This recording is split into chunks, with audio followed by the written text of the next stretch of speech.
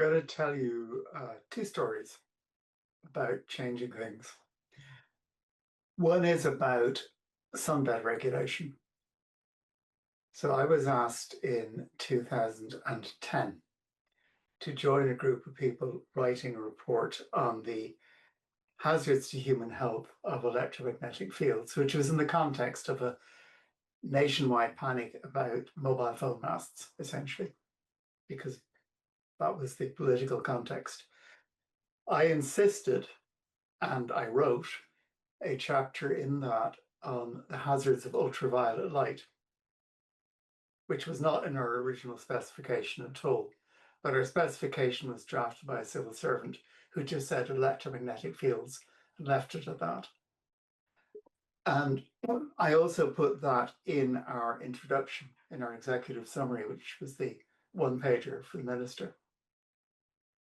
That led directly to the first Irish regulation of sunbeds.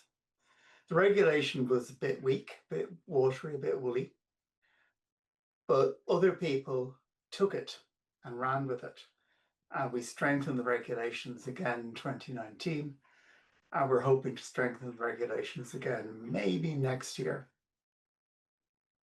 That was not on the political agenda anywhere before I wrote my chapter.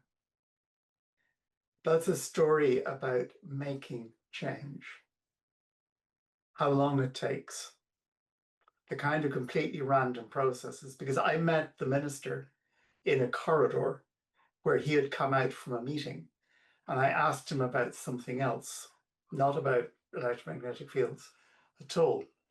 And he mentioned the EMF to me in a casual conversation, and that's where it came from. The second story is that I used to run the blood transfusion service, and we were losing money because our costs were set, the charges we could set were set by our Department of Health. And they'd been set, I don't know when they'd been set, maybe 40 years ago, and increased slowly over time to allow for inflation. But they bore no relationship to the costs for our products. So we lost money on most of our products, and we had profit margins of 2,000% on one of our products.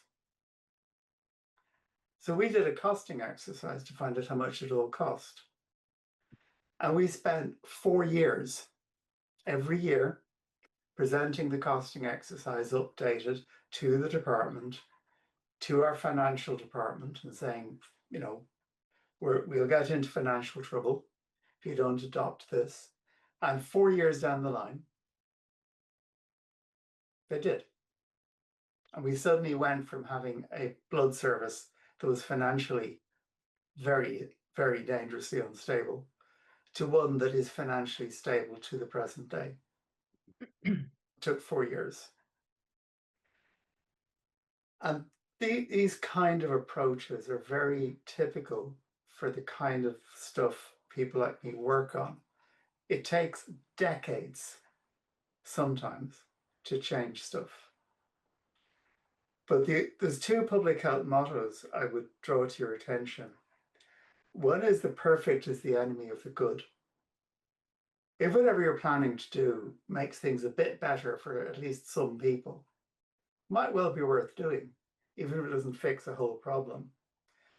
And the other is that you never waste a good crisis, ever. And I would say public health in Europe, at least, and I think in the United States also, wasted COVID as a crisis.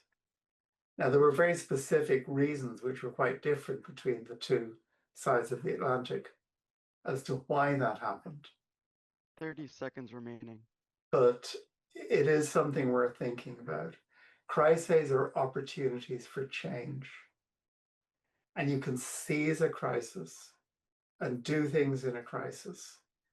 Wildfires in Canada come to mind. Flash floods in Texas come to mind, unfortunately. You can do things in a crisis that you wouldn't otherwise be able to do. it looks like Texas will get its early warning river system. Thank you.